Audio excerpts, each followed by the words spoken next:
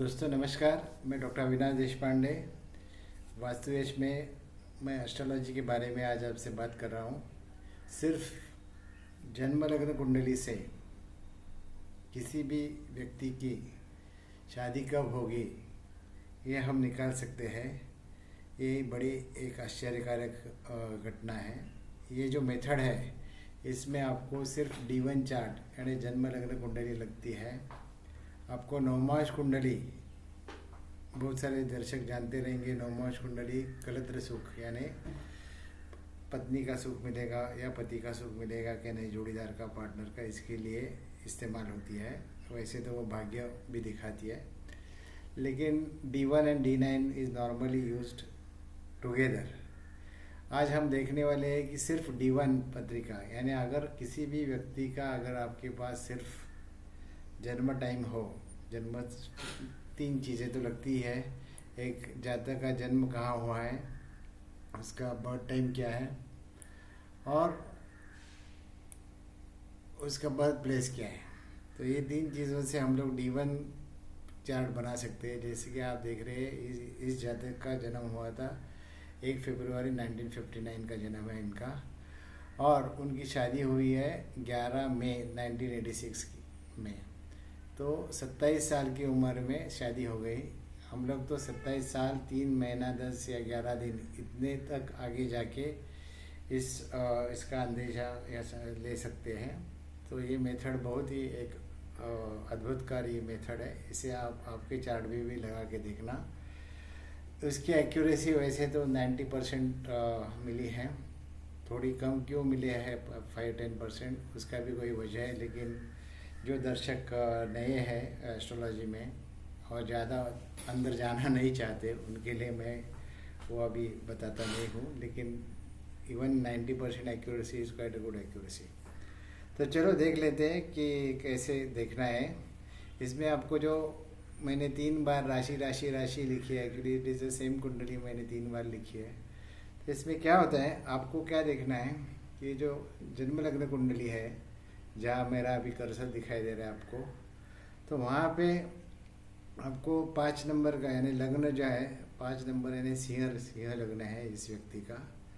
और ये जो फिर 6, 7, 8 सब ये प्लैनेट्स लिखे हुए हैं। अभी जो तीसरा घर है, this is called first house, यानी जब भी आपका जन्म हुआ वो ये राशि का नंबर है, इसलिए उस नंबर पे मत जाओ। So this is first house, second house, third house, fourth house, fifth house, sixth house, seventh house. तो आप यानी फर्स्ट हाउस यानी it is you your self, and seventh house यानी आपके सामने का आपका पार्टनर।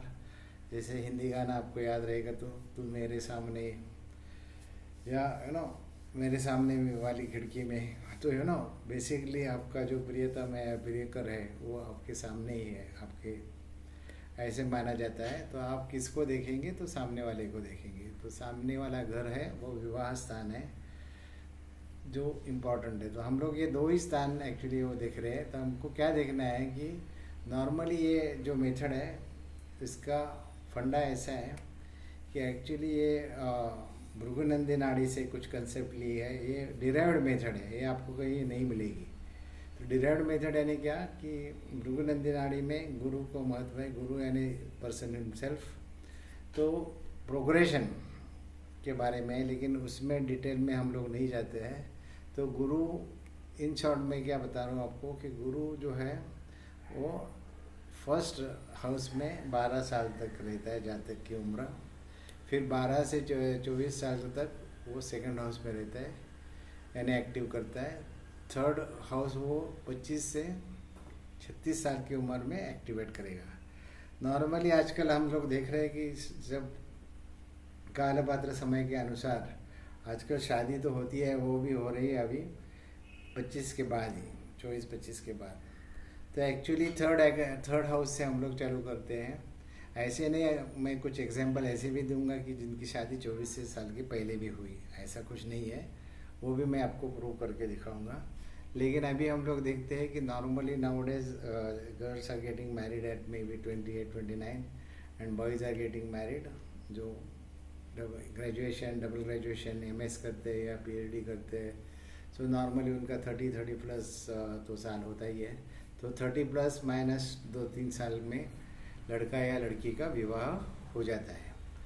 तो अभी तीसरा जो घर है, हमको क्या करना है, जो मैंने तीसरा घर हाईलाइट किया है वो आपका व्यक्ति का जातक का 25वें साल से एक्टिव होगा 36 साल तक। तो आपको क्या देखना है कि इस घर का कुछ ना कुछ संबंध 7वें घर से होता है क्या, यानी यहाँ मैंने नियम लिखा है। देखो, अगर जातक की शादी उम्र 25 या 36 में होगी तो तीसरे घर का संबंध 7वें घर से होना चाहिए। इसमें लॉजिक क्या है, जैसे मैंने बताया 7वां घर ये विवाह का स्थान है, इसलिए 7वें घर से होना चाहिए। और तीसरा घर है एक्चुअली भृगुनंदी नाड़ी प्रोग्रेशन के हिसाब से आपको 12 साल का पीरियड दिखा रहा है व्यक्ति का, तो वो एक्टिवेट हो रहा है कि पहले वो देखेंगे। तो तीसरे घर में हमको क्या दिखाई दे रहा है, चंद्रमा है। क्या चंद्रमा कुछ संबंध यहाँ बना रहा है 7वें घर से या 7वें लॉर्ड से? तो वैसे तो कुछ नहीं दिखाई दे रहा है, क्योंकि चंद्रमा की तो दृष्टि यहाँ पे है, चंद्रमा वहाँ नहीं देख रहा है। शनि जो महाराज है 7th लॉर्ड अगर इस घर के, तो उनकी दृष्टि जो है 10वीं, तो वो दृष्टि है 1 2 3 यानी 7 8 9 10, तो वो भी नहीं चंद्रमा को देख रहे। तो चंद्रमा का तो संबंध नहीं बनता, लेकिन प्लैनेट है इसलिए हम लोग ने प्लैनेट को लिया। नहीं तो अभी हम लोग देखेंगे कि वो जो तीसरा घर है उसमें कौन है, शुक्र 7 नंबर है, दैट इज शुक्र की राशि है तुला। तो तुला राशि है शुक्र के आधिपत्य में आती है। तो शुक्र का कुछ संबंध है क्या 7वें घर से? तो हाँ है, बिकॉज शुक्र is sitting in the 7th house. यानी क्या कि इस तीसरे घर का संबंध 7वें घर से बन गया। इसका मतलब जातक की शादी 25 से 36 उम्र में होने वाली है, ये तो तय हो गया। यानी हम लोग को 12 साल का एक पीरियड मिल गया जिसमें जातक की शादी होगी। लेकिन अभी हमको देखना है कि 25वें साल में होगी, 26 में होगी या 27 में कभी होगी, या 30-32 में होगी, कभी होगी। तो इसके लिए क्या करना है, अभी हम लोग यहाँ से 25 काउंट करेंगे, यानी 25 26 26 27 28 ऐसे जाएंगे, तो फिर से यहाँ 36 आ जाएगा। तो एनीवे आपको क्या करना है, आगे 25 से जब भी काउंट करेंगे तभी आपको देखना है कि 27 साल में इस व्यक्ति की उम्र शादी हो गई, तो 27 25 ये हो गया, 26 27 में क्या दिखा रहा है, ये जो घर है ये पंचम स्थान है।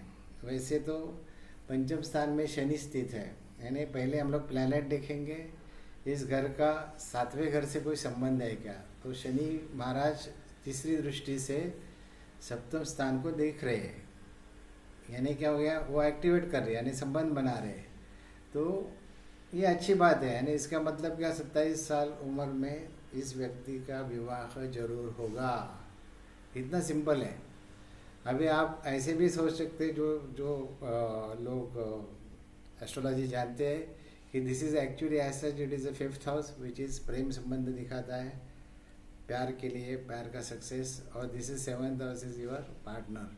तो विवाह और शुक्र भी इन्वॉल्व हो गया, जो एक्चुअली विवाह का कारक है। तो आपको क्या दिखा रहे, शुक्र दिखाई दे रहे हैं, और ये लड़के की कुंडली होने की वजह से तो और शुक्र को इम्पोर्टेंस है।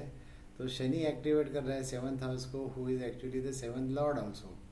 सो इसके लिए, इसकी वजह से 27 साल में, यानी 1986 59 में अगर 27 आप जोड़ देंगे तो 1986 में शादी होगी, ये आपको पक्का हो गया। अभी हमको यहाँ पे नहीं रुकना है, हमको क्या करना है कि कौन से मंथ में हुए, इसके लिए हम लोग ने यही चार्ट मैंने एक्चुअली आगे डाला है। अभी हम लोग 27 साल तो हो गया, तो दूसरे इसमें देखो शादी का महीना हमको निकालना है।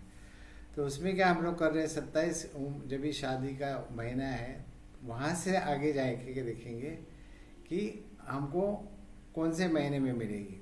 तो व्यक्ति का, जिस जातक का जन्म है फरवरी का, इसलिए फरवरी मार्च अप्रैल मई। तो क्या होगा, मई में शादी क्यों हुई, क्योंकि आपको दिखाई दे रहा है कि यहाँ जो मई में जो ये है केतु है, ये जो फिर से हम लोग प्लैनेट देख रहे हैं। अभी केतु की दृष्टि राहु के ऊपर है। तो राहु क्या है, बिकॉज राहु हमेशा सामने रहता है, केतु राहु ये एक्सिस पे।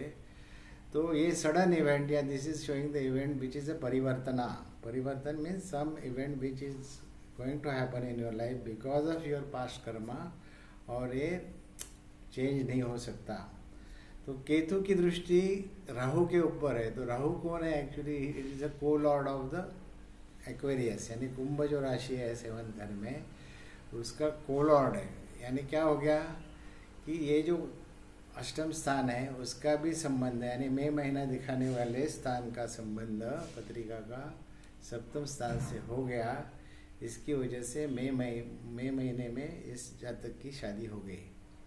अभी हमको क्या देखना है कि ठीक है मई महीने में हो गई, लेकिन कौन से दिन में हो गई, इसके लिए क्या करेंगे हम लोग, अभी इसको बेस लेंगे, यानी थर्ड चार्ट पे हम लोग जाते हैं अभी। तो यहाँ क्या दिखाई दे रहा है, अष्टम स्थान हमारा बेस है अभी, इसमें मई महीना मैंने लिख दिया। व्यक्ति का जन्म था 1 तारीख का, इसलिए मैंने यहाँ 1 तारीख लिखी, उसके बाद 2 तारीख, 3 तारीख, 4 तारीख, 5 तारीख, 6, 7, 8 ऐसे करके हमको 11 तारीख में उसका 11 मई को उसका शादी हुआ है। तो 11 तारीख को क्या दिखाई दे रहा है कि यहाँ पे इसका ये जो छठा स्थान है, क्या इसका संबंध 7वें स्थान से हो रहा है कि नहीं हो रहा है? तो आपको क्या दिखाई दे रहा है कि यस, इसका जो मालिक है एक्चुअली वो, ये भी शनि की राशि है क्योंकि मकर राशि है, और 7वें स्थान की राशि भी जो है वो भी शनि की है, क्योंकि वो that is also again it is this thing 7th house Shani. So दोनों 6, ये दोनों राशियाँ शनि जो एक्चुअली सप्तमेश है, यानी 7th लॉर्ड है। और एक आपको और एक आश्चर्य की बात आपको पता लगेगी कि सूर्य माँ जो है वो एक्चुअली लग्न लॉर्ड भी है, और बुध आपको एक्चुअली 11th हाउस और 2nd हाउस यानी फैमिली एडिशन और लाभ दिखा रहा है। यानी ये this is the best time now, this is the best period, that is why the marriage actually took place on the 11th of मई। इसलिए इस व्यक्ति की शादी 27 साल 3 महीने और 11वें या 11वें दिन यानी 10वें दिन समझो हो गए, क्योंकि पहला 1 है, यहाँ 12 आ जाएगा, तो 11 तारीख को क्यों हुई, तो इसका रिलेशन 7वें स्थान से बन रहा था। इसी प्रकार आप किसी भी जातक की या खुद की भी आप डेट निकाल सकते हो या चेक कर सकते हो, इसकी एक्यूरेसी बहुत सारी है। तो मैं आपको और कुछ एग्जांपल्स आपको पेश कर दूंगा, जिससे आपको और आसानी से ये बातें समझ में आएंगी। वैसे तो जातकों मैं आपको बता रहा हूँ कि हम लोग वैसे स्टॉक मार्केट में भी है। मैं बहुत सालों से actually last 30 years we are in, from 92 we are actually in the Vastu also. So and exclusively हम लोग अलग मेथड से कर रहे हैं, हमारा कुछ रिसर्च इस पे रहता है, जिसकी वजह से वास्तु में भी आप अगर टेस्टिमोनियल्स देखना चाहते हो तो आप vastues.com पे जा सकते हो। अगर आप स्टॉक मार्केट में सीखना चाहते हो जिससे आपको पैसा कमाना है, तो स्टॉक मार्केट भी हमारी साइट है, उस पर भी टेस्टिमोनियल्स देखो, जहाँ CA या फाइनेंस बैकग्राउंड वाले लोग हमारे से सीखे हैं। So they have come to us to learn the things और द टेक्निक्स। तो we are teaching those techniques also for the people who are actually with the commerce background. आपको कोई भी बैकग्राउंड की ज़रूरत नहीं है, वैसे भी टेस्टिमोनियल्स यहाँ पे मिलेंगे, तो you can think as a second source of income like this. Again on numerology, यानी सिर्फ आपके बर्थ डेट के हिसाब से हम लोग लोशो ग्रिड न्यूमरोलॉजी के ऊपर भी काम किए हुए हैं, एंड उसके भी टेस्टिमोनियल्स आप इस साइट पे AVI 9861 पे देख सकते हो। तो अगर आपको किसी भी संबंध में, यानी वास्तु हो या न्यूमरोलॉजी हो या एस्ट्रोलॉजी हो, आप हमसे कुछ मदद चाहते हैं तो ज़रूर हमसे मिलना या get in touch with me on this 2 numbers 9370199819 या 9359006407। Thanks for watching this video. This is a paid video. आपको और कुछ पेड वीडियो चाहिए तो do write it to us for the paid videos. Thanks once again. Thank you.